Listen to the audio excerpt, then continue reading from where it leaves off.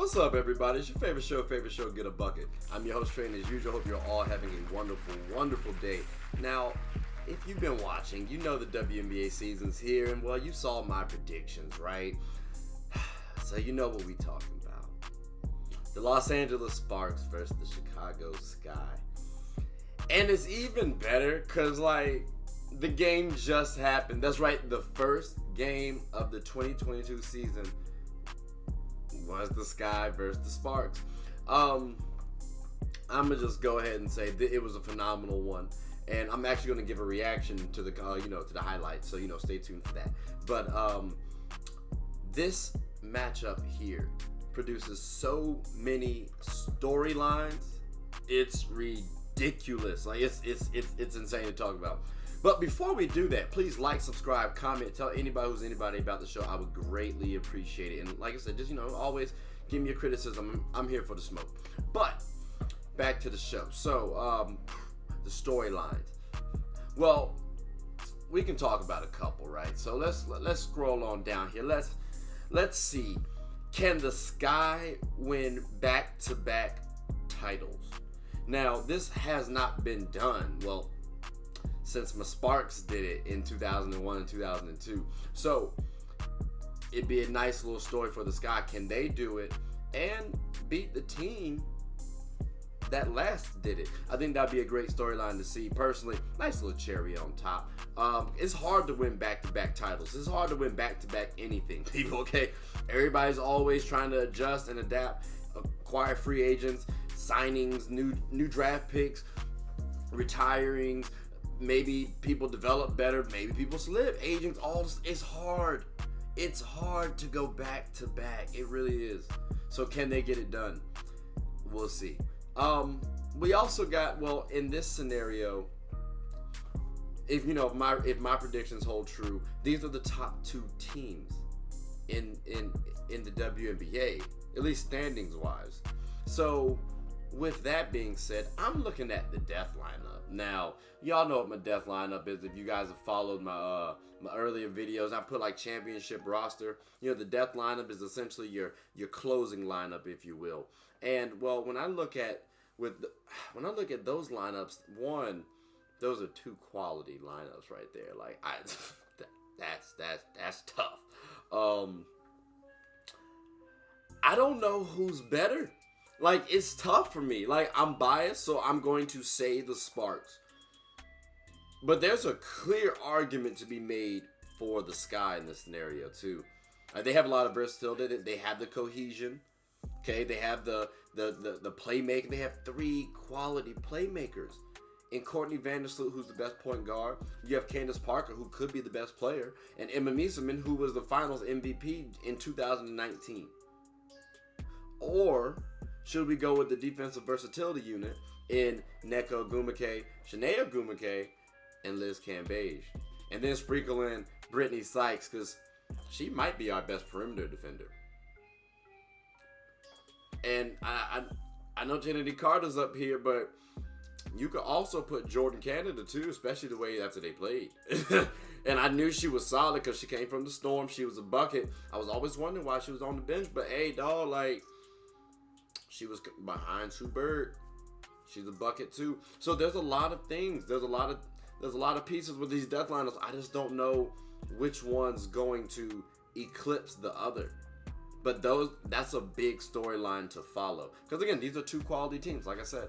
Now, we also have, and I mentioned this earlier, the Sky's three playmakers versus the Sparks versatility.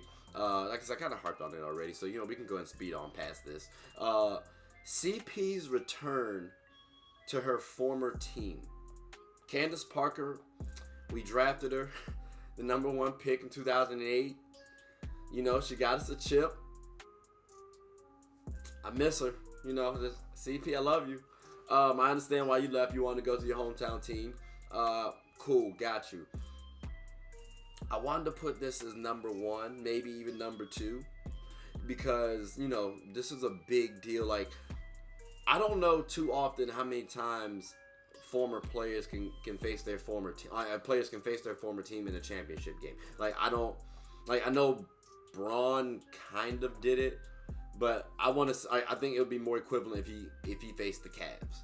Like this is what this is for Candace Parker. And not to mention, you have Candace Parker versus Nneka Ogwumike. While they were on the same team, they both won MVP awards. So, who's better? Some people might have had that argument. And a lot of people might have said, you know what, Candace Parker. This is now Nneka's time, even though Candace Parker might be retiring soon, apparently. Breaking news. Like, even though it's toward the tail end of her career, she, like I said, she's still arguably the best player in the league. So, Nneka going up against Candace Parker. And Candace Parker going up against her former team. Gotta love that. Not to mention, speaking of Nneka, her and Shanae could be the first sisters to win a title in WNBA history. The first pairing of sisters on the same team to win a champion. Like, bro. And speaking of the devil, I got the game on right now and they popped up on the screen. Like, dog, they are, like, that would be tremendous in history. Now they'll easily be etched in the history of the WNBA. And I know someone out there saying, oh, no one cares. No, people will care. That is a solid feat. Like, that's wonderful for your family to have. So, again, that's another storyline to throw out there.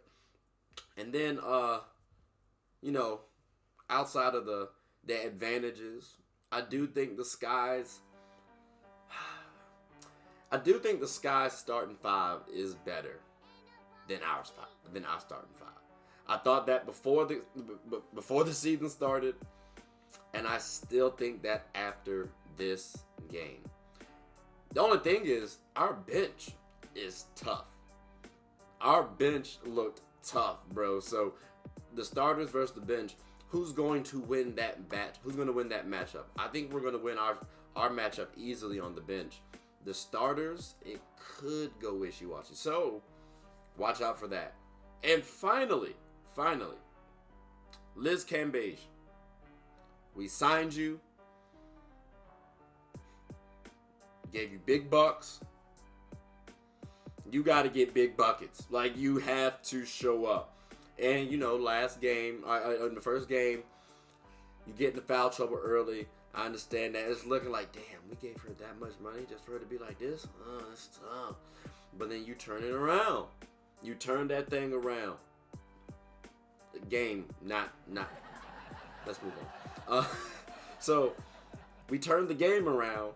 And, hey, close it out like we should have. So, can you continue that going forward? I don't need you to give me 20, 25 points. Like, I don't need that. What I need from you is on the defensive end and getting them rebounds for us. That's where I need you. Now, we will need you to score. You definitely got to get a bucket now. We paid you enough. You got to get a bucket. All right, we've seen you get 53 of them things. But you can emerge as the true leader of this team, and we have enough scorers, so you don't have to score. You might be able to start to show. You might be able to show your playmaking a little bit. Just to be honest with you, like hey, who knows? You could be the next Jokic, or you could be the Jokic of the WNBA. Who knows? But I want to see you emerge as the star we want you to be, as the star we expect you to be. And that's another storyline. Can she do it? Because on the Aces, she didn't have to do it. She was behind Aja Wilson a little bit, so she has her own team. Essentially, you know, can she eclipse Nneka? Or no. Don't need her to, but can she? We'll find out. But those are all the storylines that I have for this year's, or at least my 2022 WNBA final prediction. And I know you're wondering, all right, cool. All these storylines are fine and dandy. Who wins? I mean, I said it before and I said it again. I'm torn between the death lineups. Y'all know I'm a Sparks fan. And y'all know I love CP. So, and you know, speaking of the devil, I just saw her again. Hey, dog, I'm getting these things timed properly. But, which one do I go? Candace Parker, Sparks? It's like, do I go Kobe or like Lakers? Like, that's essentially what we're talking about right now for me.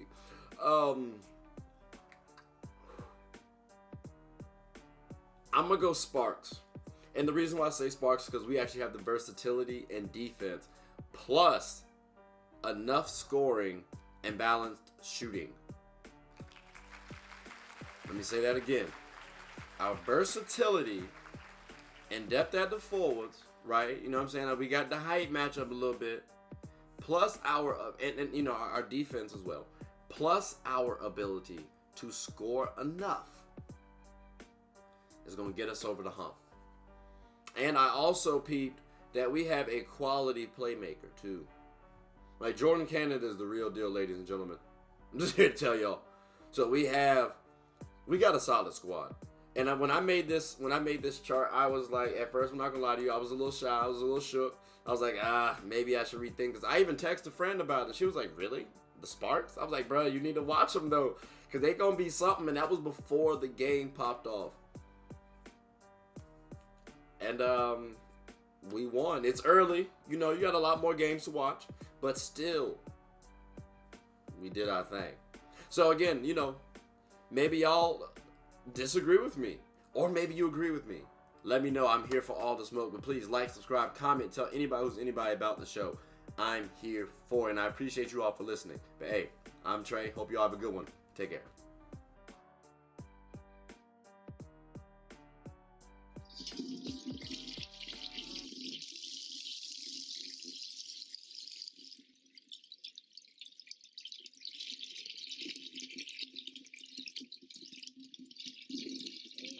Not know you guys were still here. As you can see, we're at the back end of the show. No pun intended, but look, hope you all enjoyed it. And before you go, please subscribe to the YouTube channel, follow the IG account, share the content to anybody who's anybody. And most importantly, leave your thoughts and comments below. But I gotta go back and play Buddy in 2K, so let me unmute him real quick. Excuse me. Hey, boss, I'm back. Nah, you better catch this word. You know we get buckets right here, kid.